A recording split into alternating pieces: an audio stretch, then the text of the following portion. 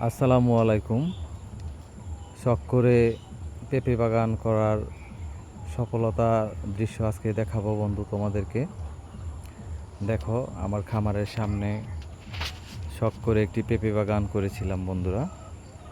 মাশাল্লাহ, তোমাদের দোয়ায় দেখো পেঁপে গাছের নিচ থেকে ইনশাল্লাহ খুব সুন্দর ফল বের হয়েছে। মাশাল্লাহ, খুবই সুন্দর। ওই পাশে পুরুষ গাছ, এটি মহিলা গাছ। মাশাল্লাহ, খুবই সুন্দর ফল ধরেছে বন্ধুরা। এই পাশেরটা হচ্ছে পুরুষ গাছ। পুরুষ গাছেও মাশাল্লাহ দেখেন ফল আসছে। নিচে এই যে পেঁপে দেখা যাচ্ছে, এই যে মাশাল্লাহ গাছে অনেক ফুল আছে। তো বন্ধুরা, তোমরা যারা পেঁপে চাষ করতে চাও, তোমরা ভালো একটি জাত নির্বাচন করে পেঁপে চাষ করতে পারো। এটি খুবই লাভজনক একটি ফল বাগান, লাভজনক একটি চাষ বলতে পারেন। দেখেন এই গাছটি খুবই ছোট, তবুও এটি নিচ থেকে মাশাল্লাহ সুন্দর পেঁপে ধরতেছে। আরও আছে,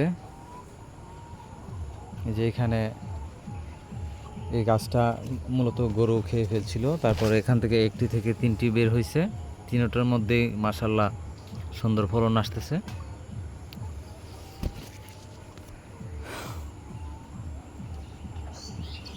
বাগান, শখের বাগান, মাশাল্লাহ দেখলেই মনটা ভালো হয়ে যায়। শত খারাপ থাকলেও মন এই বাগানে আসলে মন ভালো হয়ে যায়। দেখেন বন্ধুরা, এই যে পেঁপে বাগানের পাশে সবজি কলার ছড়ি, কত সুন্দর দেখেন বন্ধুরা। শখ করে কয়েকটি সবজি কলার গাছ রোপণ করেছিলাম। মাশাল্লাহ, এখান থেকেও ফলন আসছে আপনাদের দোয়ায়। বন্ধুদের দাওয়াত রইল, যারা যায় যেখান থেকে দেখছো। গাছের ফলের স্বাদই অন্যরকম। তাছাড়া আমাদের লাল মাটির কলা, পেঁপে সব কিছুর স্বাদই একটু বেশি। মাশাল্লাহ, এটা পুরুষ গাছ, পুরুষ গাছেও ফল আসবে।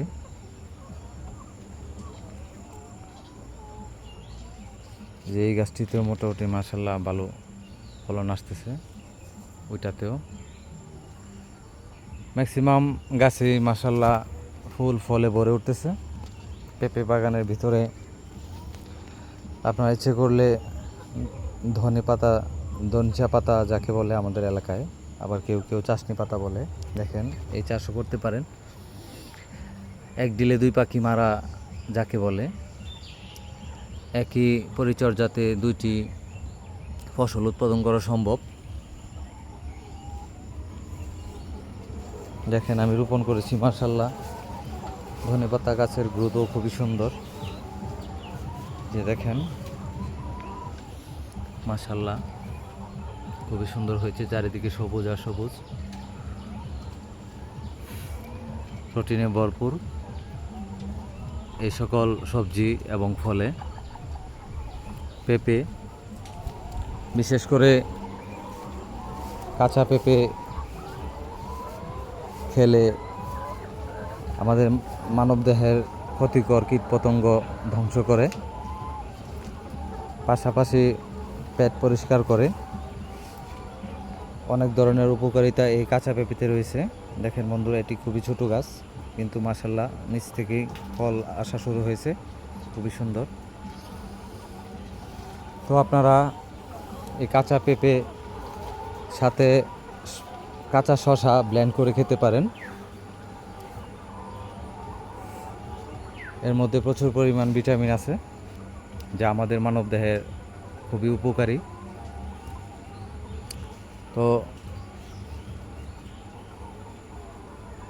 পেঁপে একটি সুপার ফুড নামে পরিচিতি লাভ করেছে, কারণ এটির মধ্যে রয়েছে অনেক গুণাগুণ যা আমাদের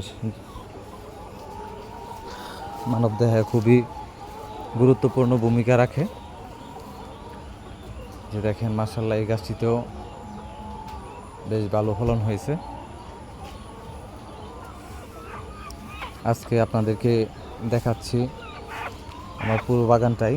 দেখেন মাশাআল্লাহ, এই গাছেও ভালো ফলন, প্রতিটা গাছে ইনশাল্লাহ আছে। অল্প কিছু গাছ আছে যে ছোটো ছোটো গাছে তো ফল, একবার ছোটো গাছে তো আসবে না। মাশাআল্লাহ, এটাতেও ভালো হয়েছে, এটাতেও দেখেন গাছটা খুবই ছোটো কিন্তু ফল আসছে মাশাআল্লাহ। পাশাপাশি মরিচ গাছ রোপণ করেছিলাম বন্ধুরা, দেখেন মাশাআল্লাহ, এই যে মরিচ গাছেও খুব সুন্দর ফল আসতেছে। পরিবারের চাহিদা মেটানোর জন্য হলো ও কাঁচা মরিচ গাছ, একটি বাড়িতে মরিচ গাছ থাকাটা খুবই জরুরি। আমরা বাংলার মানুষ জাল খেতে খুবই পছন্দ করি, তাই বাড়িতে একটি মরিচ গাছ থাকা আমার হিসেবে ভালো।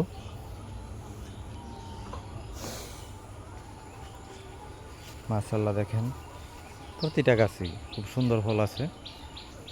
এখানে খামারের সামনে আমি শখ করে বাজার থেকে 150 চারা এনেছিলাম, 150 চারা এনে রোপণ করেছিলাম বন্ধুরা। এখন প্রায় ম্যাক্সিমাম গাছই ফল আছে। আপনারা দোয়া করবেন আমার বাগানের জন্যে, যেন ঝড় বাতাসে নষ্ট না হয়। আমি যতটুকু পারি সঠিক পরিচর্যা করার চেষ্টা করতেছি। তারপরেও যদি প্রাকৃতিক দুর্যোগ, গাছ দূরের কথা, মানুষের ঘর বাড়ি নষ্ট করে ফেলে, আপনারা দোয়া করবেন আমার বাগানটি যেন টিকে থাকে। আর আপনারা বন্ধুরা আসবেন, বাগানে পেঁপে আছে মাশাআল্লাহ, খামারে মুরগি ডিম পারতেছে, ডিম আছে, পুষ্টির কোনো অভাব নেই। তোমাদের দাওয়াত রইল বন্ধুরা, তোমরা এসো, বন্ধুর বাগান থেকে ফল খেয়ে যেও, পাশাপাশি নিয়ে যেও। এই যে দেখেন আরেকটি পুরুষ গাছ, পুরুষ গাছের পেঁপে নাকি খুবই সুস্বাদু হয়। এই গাছেও পেঁপে ধরতেছে ইনশাল্লাহ। যে দেখেন প্রতিটা পুরুষ গাছেই ফল ধরতেছে।